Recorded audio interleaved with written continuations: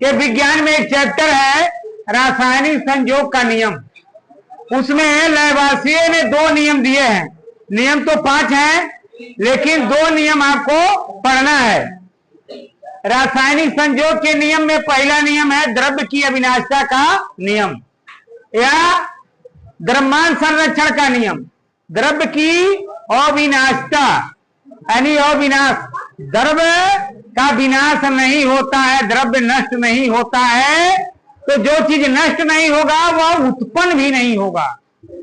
द्रव्य की अविनाशिता का नियम द्रव्यमान के संरक्षण का नियम भी कहते हैं।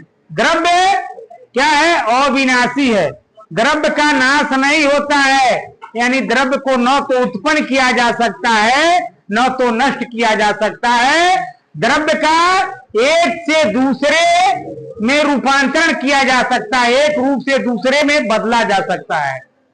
जैसे कॉपर सल्फेट और सोडियम कार्बोनेट को मिलाते हैं तो कॉपर कार्बोनेट और सोडियम सल्फेट बनता है।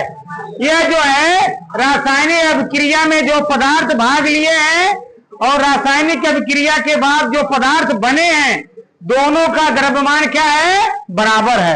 यानी जैसे तराजू होता है, दोनों पलड़ा बराबर हो, बैलेंस हो, तब माना जाता है। उसी प्रकार द्रव्य के संरक्षण के नियम में यही रहता है कि अभिकारकों का जितना जो है द्रव्यमान होता है, उत्पाद का भी उतना द्रव्यमान होता है।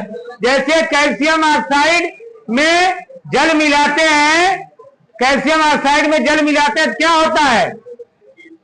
कैल्शियम ऑक्साइड में जल मिलाते हैं तो कैल्शियम हाइड्रोक्साइड बनता है। तो यह जो है क्या है? द्रव्यमान संरक्षण के नियम की पुष्टि करता है, यानी अभिकारक और उत्पाद का द्रव्यमान बराबर होता है।